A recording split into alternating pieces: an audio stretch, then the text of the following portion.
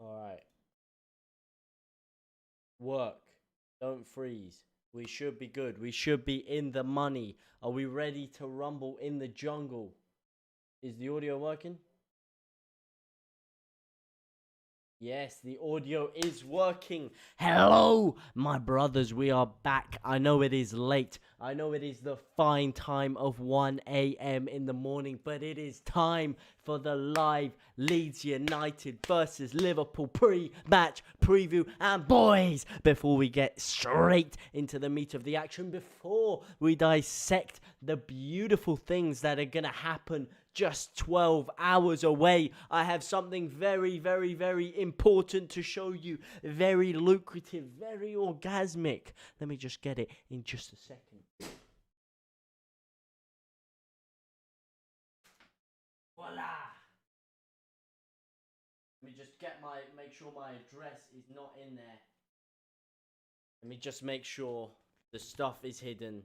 But would you believe it? Would you Adam and Eve it? Your boy got a last second ticket. Your boy is going to Ellen Road. TK, yo, what's going on, my brother? What is going on, my man? How are you on this fine, well, I would say summer's evening, but would you call it an evening? It's 1 a.m. I don't know what time you'd really call it, but how are you, my man? How are you indeed? How are you all? Because I'll tell you who I am. Absolutely buzzing my tits off. Finally, I'm back in Ellen Road, and what a game we're going to have. Moo, hi, how are you, my brother? How are you lot? Let's get some people in here. I'm just going to wait a minute for everyone to come in. Let's have a little riff-raff as we do. Who's excited for tomorrow's game? Have I got any Leeds fans around? Have I got any Liverpool fans? Or have I maybe got some Arsenal fans lurking in the shadows? Maybe they're a bit happy after their first win. It's 12 o'clock here. Where are you watching from, my man? Where are you watching from? Because I'll tell you here in sunny old England, it is 1 a.m. 00:57 to be precise. 1 a.m. But I think it is time. Thank you very much for you guys tuning in. We have a whole like on the stream already. Thank you very much. It's 1 a.m. from Manchester. That's where I live. That's where I live, man. How do you know where I live? You creepy geezer. You looking in through my window. What the hell are you doing up at 1 a.m.? I'll tell you what I'm doing up at 1 a.m. I've been doing a lot of work. A lot of uni stuff to sort out, and I just got back from dinner with my family, and furthermore, I cannot sleep, and I'll tell you why I can't sleep. I just showed you, I don't know if you lot saw, I have the ticket for tomorrow's game. I haven't been able to go to Ellen Road for over a year and a half, and I am buzzing my tits off. I cannot really. Yeah, I live in Manchester, Moo. You don't live here as well, do you? I can't see who that profile picture is. It looks to me like that's a picture of Raphinha. I'm not 100% sure though. But if it is, you're clearly a man with great taste. But first of all, there was something I did say I would just sort out before we do get into the preview while people come in here. Margav, my man, Aubameyang. He is not part of the arms race. He is not good enough anymore. Look, a couple years ago, quality player, world-class player. But let me tell you something. He's not in the conversation anymore, Aubameyang. He's not on the level of a Lukaku or a Patrick Bamford. A Patrick Bamford wipes him clean left, right, and centre. It's Zuma in a West Ham kit. Oh, wait, so you're a West Ham fan who lives in Manchester, and I'm a Leeds fan who lived in London, now lives in Manchester, supports a Yorkshire club. We got a whole lot of craziness going on here, but let's get into the reason we are here. It is Leeds United versus Liverpool. Do you guys think my boys can do it? Do you think Leeds can do it? He had one bad year in a decade. Would you call that kill for a career? No, look, I wouldn't call it one bad year. I'll call it 2 bad years. And not just that, his head is not in it. His head is not in it. If you look at Patrick Bamford, you look at Aubameyang, one of them is fit, firing, and ready to go. He is on form. He is electric. And one of them needs to go to Turkey for a new hairline. That's all I can say about him. But Leeds versus Liverpool. Raphinha is back. Brazil have decided to reverse their decision. I don't know if you guys heard about this whole Brazilian FA scandal going on, but it is one of the most criminal things I've ever seen in my life. So first of all, what happened? Brazil are playing Argentina in I think it was a World Cup qualifier game. Might have been a friendly. Pretty sure it was a qualifier game. Antonio is clear from any striker other than Ronaldo and Lukaku. First of all, he is having a banging month, and I'll get onto that in just a second. But basically, Brazil and Argentina are having this qualifying game. The thing with the game, it was put in Argentina, I think it was. You couldn't get there without breaking quarantine rules. And the Argentinian Premier League players that did go there and broke the rules ended up getting stuck in the country, couldn't fly out, and got the game postponed. So a few of the Brazilian Premier League players, they were like, hang on, let me just use my noggin here and not go to Brazil, not go to the game. Let me just chill out. So you know what the Brazilian FA do? They say, oh, if you don't want to play for your international team, we're going to ban you for 5 days. Banning Raphinha, banning Alisson, banning, Fabinho.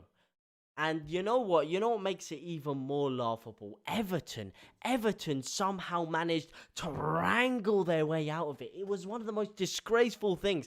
Everton weren't going to get Richarlison banned because they have such a good connection with the Brazilian FA. I mean, it's one of the most scandalous things I've ever seen. Thankfully, they managed to reverse it because let me tell you something. Although we signed Daniel James, and although I'm very excited to see Dan James reformed, we'll get into that in a bit later, Raphinha is one of the silkiest, sauciest players in the world, and us not having him would be very, very detrimental. And tomorrow, Raphinha is going to be key, and he is back. I do think he will start. We can just have a little scroll through the injury list here. If I do go over to my other screen, this is the injury list we are looking at. Of course, Mateus Klitsch out from COVID. Potential return date today. Will he play? Probably not. Junior Firpo, I think there was rumours that Firpo is going to actually start, despite the fact that he is just coming back from COVID as well. Hopefully, I can see him in action. I'm really excited to see how he plays in the flesh. Raphinha, Belotti, he's going to play. He's going to play. He has to play. It says he's had a late fitness test, but he's fit. He's firing, and you cannot drop Raphinha for a game of this magnitude. Robin Koch, obviously, he's going to be out, so you are looking at a potential Virgil van Dijk versus thingy. They let Richarlison go to the Olympics. That's why he was the only Brazilian player that was allowed to go. That's why they have such a good relationship. Well, to be honest, I can't lie. I didn't actually know that. Thank you for telling me that. But even then, I mean, fair enough, he played for them in the Olympics. You know, a lot of international players don't really want to play for their international sides on the Olympics because it's not very big. Aside from, obviously, Neymar and Gabriel Jesus back in, I think it was Rio 2016 or something. They did it then. But aside from that, you barely ever see big players playing. So, I mean, fair enough that they like him for that, but I still don't think that that's fair that they should ban everyone else and not him. But hey, that's just a personal thing. It's the World Cup qualifiers. It's insanely important. Just the UK government to blame. I don't think you can blame the UK government with it. I think you have to blame the whole world government. This whole thing is confusing. Nobody knows what the hell's going on. Nobody knows what to do. The whole thing is just a mess from top to bottom. Richarlison is also top goal scorer in the Olympics. Well, I'm not surprised, mate. Who is he competing with? Who is he competing with? A bunch of Sunday League players. Come on now. He should be at least getting that. He's probably playing with a bunch of youth players. But for Liverpool, key absentees. James Milner probably wasn't going to feature anyway. Harvey is fit and fine again. Harvey Elliott is predicted to play. I was talking to some Liverpool fans just yesterday, and they are raving about this kid. They are 100% sure he's going to play. Virgil van Dijk, ankle/foot injury. With Virgil, it was obviously a scary moment. You can imagine I sent a message after the game. Are you 100%? Yes, 200%. So Van Dijk will play. But will Van Dijk be able to stop Bamford? Absolutely. Hell no. And that is the key battle we are going to be looking at tomorrow. It is Bamford versus Van Dijk, and it is Bamford versus Van Dijk 2.0. We saw it happen before. We saw it last year where Bamford skinned him left, right, and centre, peeled him like a potato skin. It was an absolute masterclass by Bamford at times. Van Dijk didn't know where to go, didn't know what hit him. And let me tell you something about Patrick Bamford. Yes, a lot of people are slagging him off at the start of the season. They're saying he hasn't woken up. Leeds as a whole side haven't woken up. But Patrick Bamford is growing into the season. And whilst, yes, in front of goal, he may be lackluster at times, he's getting himself in the right areas. He's doing the legwork. His hold-up play is fantastic. I mean, just look at the Everton game. I hark on about that Klitsch opening goal. The work he does off the ball is unnoticed. It is uncredited. And he's one hell of a player. I think Liverpool will win, but it'll be a close 2-1 to Liverpool. Raphinha and Mane to get a double. I mean, you're wrong about the scoreline, but you are right about the fact that Raphinha will score. 2-1. I think I'm going to go for a conservative scoreline myself, to be honest. And my conservative scoreline is going to be a little 4-0 to Leeds United. But hey, look, I'm shit scared, to be honest, because we have been very, very, very poor this year. Very poor. Especially against the bigger sides. I mean, look at what Man United did to us. Look at what Ajax did to us in pre-season. However, I just feel like a packed out Ellen Road will be enough to get the players going. It should be enough to wake them up. And maybe this international break was exactly what we needed. Van Dijk versus Bamford would seem like a no contest. Well, you, my friend, need to do some research, because Van Dijk, he's a good player. First of all, he's no Virgil van Dijk. And second of all, Bamford is the greatest number 9 to grace the Premier League this season. He's on his way towards the Golden Boot. You can mark my words. But there is another element to the Bamford versus Van Dijk battle, and it could be the man sat on the right-hand side of the wing. Everyone thinks that's going to be Raphinha's position. Raphinha may be pulled into central attacking midfield. The rumours is that Bielsa is contemplating pulling Raphinha into central attacking midfield and sliding Dan James reborn on that right-hand side of the wing. And let me tell you something about Dan James. Everyone's mugging him off. I was mugging him off last week. If you'd have told me a month ago that we were going to sign Dan James, I'd have probably spat in your face, to be honest. It was an absolute disgrace at the time.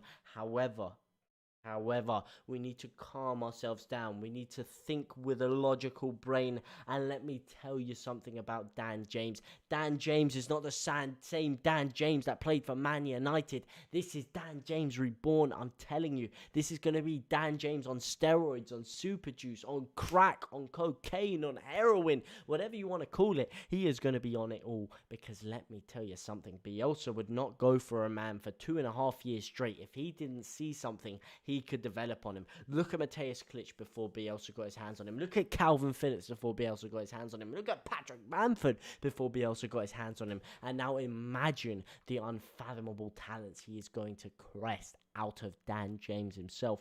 Whether it is too soon for him to start, it probably just will be. But hopefully he could have a serious impact on the bench, because if he does start on the bench, I can really see him coming on in that second half and causing absolute mayhem on the counter-attack. I'm very excited to see him. I see Liverpool slipping up against Crystal Palace or Leeds. I don't know which one. No, I'll tell you which one. He's going to be slipping up against Leeds United, mate. That's exactly who he's going to be slipping up again. He ain't joined in the arms race. Mate, Bamford is the arms race. Sorry, how many goals did Aubameyang get last year? How many goals did Bamford get last year? The two are not the same. There's levels to this game, unfortunately. Aubameyang is a decent little player, but Bamford is just the upper echelon of quality, of class. Mate, he got more goals than Lacazette and Aubameyang combined, so I think we should just calm this conversation down. By the way, how's your FPL going? I'm on 62 points without playing anything. It's the same Dan James that scored against you and celebrated. Yeah, look. All right, there's been hard moments. There's been hard moments with Dan James. There really has. There really has been some tough moments, you know. Seeing him go to Man U, seeing it say it was his dream to play for Man U. Hey, it's sad. But we move on. People make mistakes in their past. It happens all the time. Am I going to crucify him for his mistakes? No. He's where he needs to be now. He's where he really wanted to be from the start. I'll tell you that for a fact. Nobody wants to play for Man U. Who wants to play for those frauds? You want to play for the real dogs, the real United. And that's where he is now. I'll tell you that much. By the way, about the FPL, are you talking about this week? I haven't actually checked my FPL points this week. I'm going to have a little check now. Speaking of FPL, by the way, anyone that isn't in the league, check the link in the description. Join the FPL league we have going on. You will get synced straight in. Bargav, I'm pretty sure, is already in it. Moo, get yourself in the league. You'll probably slap up the league, to be honest. I've kind of frauded myself over already in the league. Oh, no, I'm on 17 points. Brilliant. Brilliant. St. Maximin's on the bench as well. Oh, what a shambles. What a shambles. But I tell you something. There's something. It's going to change big time because look who my captain is. Look at that. Is that going to focus? Going to focus? There you go. Look at that. Patrick Bamford. Patrick Bamford captain. Raphinha vice captain. Points are about to come flooding in thick and fast. I do have Salah in there. That was a rookie mistake because Salah's not going to get any points. I also have Trent Alexander-Arnold in there. Again, rookie mistake because he's not going to get any points. He's going to get negative points after Bamford has his way with him. And Antonio being top goal scorer. You know what? Mikel Antonio, he's gone under the radar a bit. Isn't he? Probably 52 goals for West Ham right now. One of their all-time top goal scorers. And look, Antonio, a few years ago, a lot of people are saying his physique is not good enough for the Premier League. He seems like too heavy, too bulky to do it. He seems clunky on the ball. He seems like a player who's more suited to the NFL or another sport like that. But let me tell you something. That guy over the past 2 years has really, really transformed his riches around. And it's brilliant to see. He's such a good guy off the pitch, on the pitch. He just seems like such a happy, funny, happy-go-lucky guy.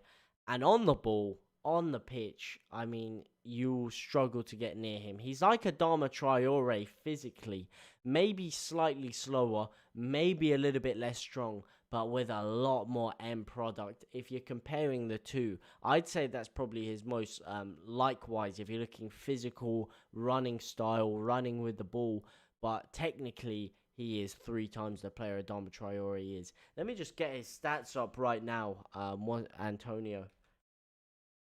Let me just get his stats up. 4 games, 4 goals, 3 assists. And that is this season. Last year, 26 games, 10 goals, 5 assists. Before that, 24 games, 10 goals, 3 assists. Before that, 33, 6, 4. So you can see, since David Moyes has come in, he's really transformed his riches around. I'm called Lanzini. What do you mean you're called mate? Funny you should say that. I actually got called the nickname of Lanzini for like 3 years as well, because some dodgy supply teacher decided to come up to me. It wasn't even a supply teacher, like some psychology teacher. Weird geezer, to be honest, but he just comes up to me in the canteen. He's like, "Hey, nice goal the other day, Lanzini." Next thing you know, all of a sudden I'm called Lanzini for 3 more years straight. Wasn't the best. Don't even think I really look like him.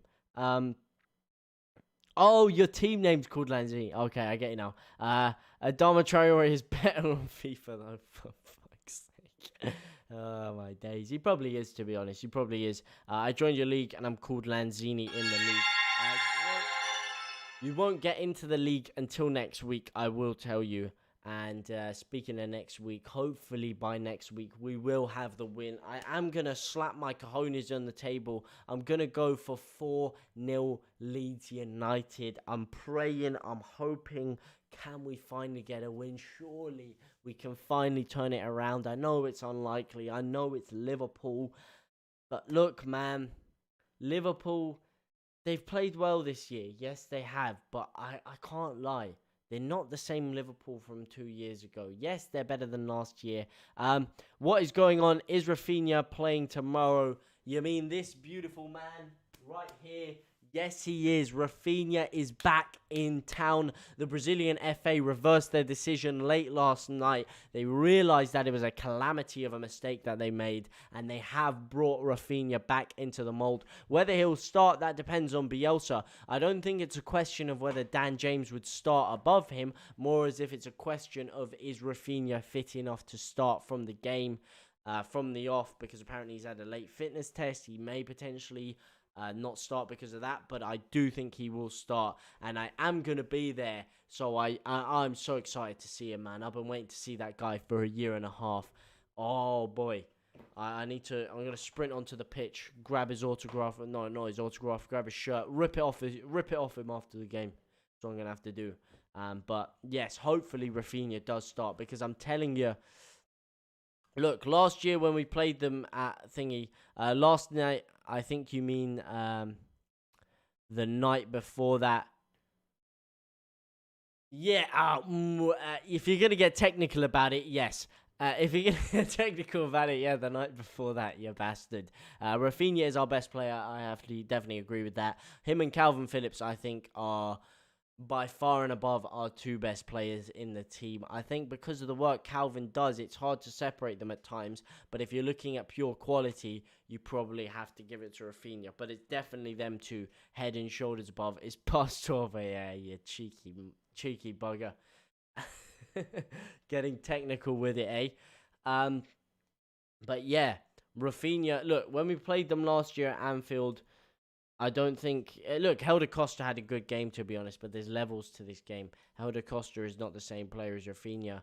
And Trent Alexander-Arnold is someone that can really, really be exposed. So with Jack Harrison really occupying him down that side, maybe they can do the switcheroo. We saw it against Man United at Old Trafford a couple of times. We've seen it a couple of times, actually, where Raphinha and Jack Harrison will switch wings. And if they do that, it could cause them a lot of problems, because obviously they're probably planning to stack Van Dijk up against Trent Alexander-Arnold. I know he usually plays left centre-backs, but they'll probably stack him in there just to protect Trent. And if they do that, maybe they're just expecting Jack Harrison to be running down at him. Maybe they switch it up. We put Raphinha there. Raphinha can cut inside. You never know, man. It just opens up so many more options with Raphinha out there. I feel like his work, his tenacity will be definitely needed, especially at the start of the game. And if he can wear them out, and then we can sub Dan James in after, I feel like we could be really, really in with a strong one there. Get rid of Roberts and Cooper. I think Roberts is definitely a bench player now, especially if Raphinha... I don't know, Dave, what you think about Raphinha moving into Cam, but the rumour is that Raphinha is going to slide into Cam, and that Dan James could go at right wing, so that could really spell the end of Tyler Roberts. Cooper, I'd still keep him for every now and again, but he really doesn't have the legs to cut it anymore, if I'm being frankly honest. If I'm being brutal, he doesn't really have the legs to cut it anymore, poor Cooper. But I'm not going to mug him off for everything he's done for us. How did you watch the games at 3 p.m. yesterday? I flew over to the United States real quick via an unnamed VPN, and... hey, I watched them there where they were televised. What can I say? Did a bit of interrailing, cross-country flying. Just got back today. That's why I'm up so late. Only just got back from America a couple of hours ago. I went just to watch the game. I think Firpo is overrated. Listen.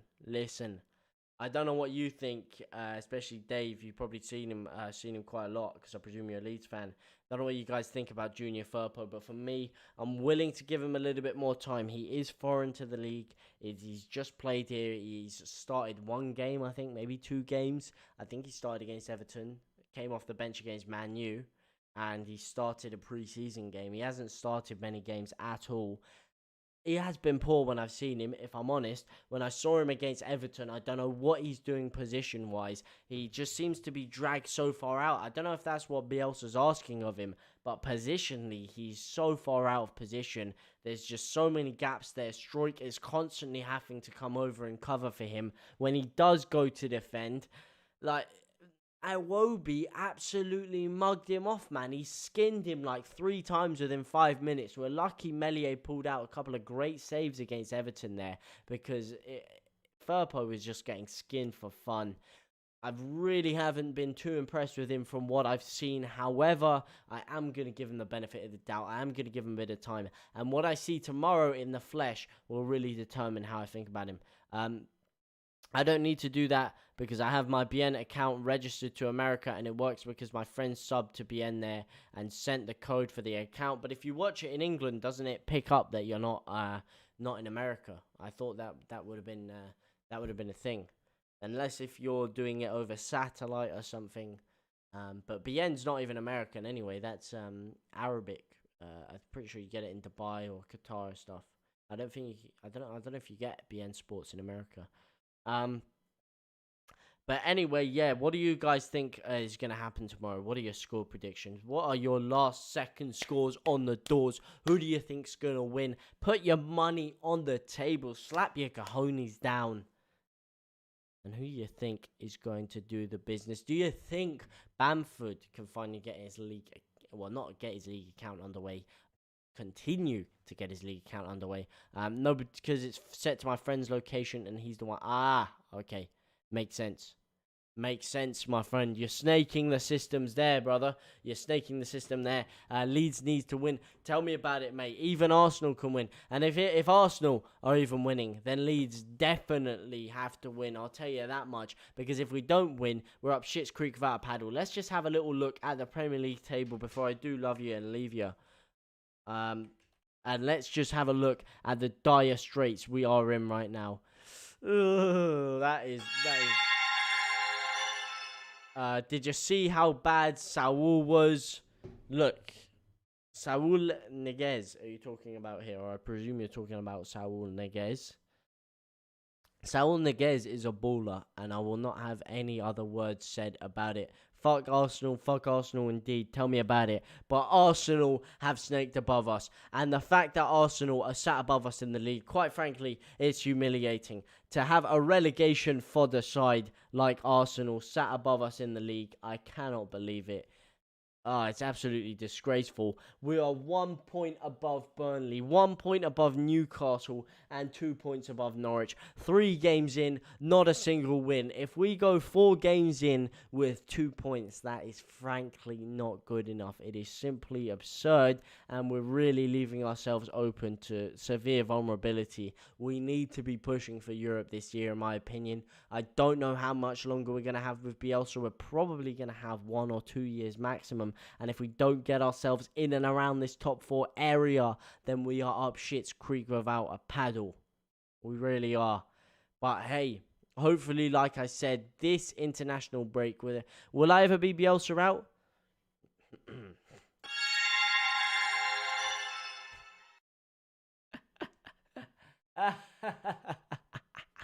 Should I just show you a playlist on my phone? A second.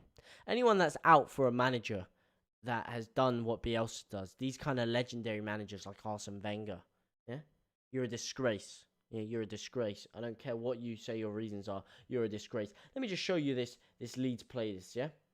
There's about 7 Bielsa songs on there, yeah? 7 Bielsa dedicated songs. Every match day, I blast them in my head. I have posters of the man on my wall. The guy has saved my club. The only time I've been able to enjoy watching Leeds in my entire lifetime.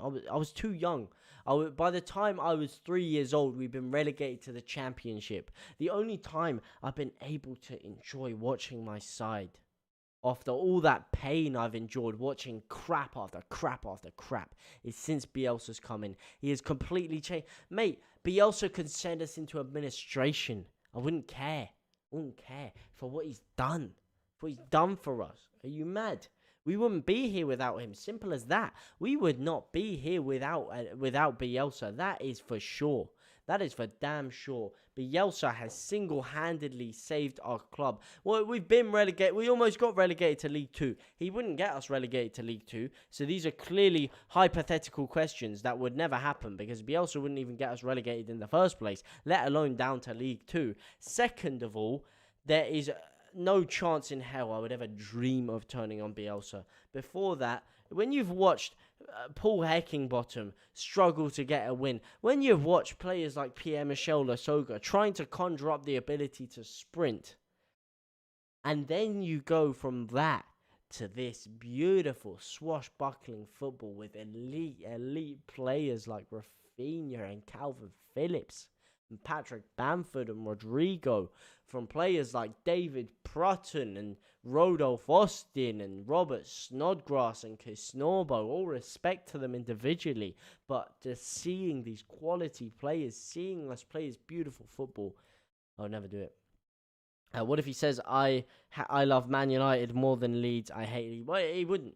He would never say that. And don't clip that up right there. Do not clip that up and take it out of context. I will come and find you if you do that. Yeah, I will come to your house and I'll give you the old Slapmaster 5000, the old Five Brothers. But he would never say that. He would never say that because he's loyal. He loves Leeds United. He could have chosen a plethora of other Premier League clubs before going to Leeds while we were in the Championship. But he loves the city. He loves the culture. He loves the people. And he loves the football club. There's a reason why he's been here longer than he has been anywhere else. Because he's a man of culture. He's a man of taste. He's a beautiful man. Snow watch along tomorrow. Unfortunately not. Unfortunately not. Look. It is the small caveat of going to the game that I'm not going to be able to do a watch along. I will be doing a match day vlog though, so you get yourself ready for that. I will be bringing the camera. I'll be bringing you lot with me tomorrow, and I'll be right there with you after the game. Unfortunately, there is going to be no watch along. It is with a heavy heart, I do say that. However, in just 5 days after that, we will be straight back here for the Newcastle watch along. I'll be watching it live with you lot. Unfortunately, like I said, it's a once-in-a-lifetime opportunity to go and see Leeds in the Premier League. I've been dying to do it. I'm finally back in there. Boy, I'm absolutely buzzing. So thank you guys so much for watching. It is 1:30 a.m. I need to go and get myself some sleep before tomorrow. You guys need to go and get yourself some sleep. It's been an absolute pleasure talking about this swashbuckling game with you lot. But for now, guys, thank you very much. Thank you all for your support tonight. And I will see you later. Yo, it's me, the best. What's going on, my man? You've strolled in right at the end. I will just keep it for 30 seconds. Have a little chimwag with you. How are you, my brother? See ya, Moo. Have a good night, my friend. But yes, the best. I don't know what time it is for you. Because obviously America is like 7 different time zones. But let me tell you something. It is 1:30 for me. I'm going to Ellen Road tomorrow. I'm absolutely buzzing. I'll have a pint for you all there. See you, mate. Hopefully, I'll see you very soon in an upcoming stream. I know you're starting up your new channel. I hope that does go very well for you. If you do need to have a little conversation about anything, of course, hit me up on the Instagram and I will get back to you. If anyone wants to talk to me about anything when I'm not on here, hit me up on Twitter, or most likely hit me up on Instagram. That's where I'm most likely going to reply. But thank you guys so much for watching. It is time for Leeds. Finally.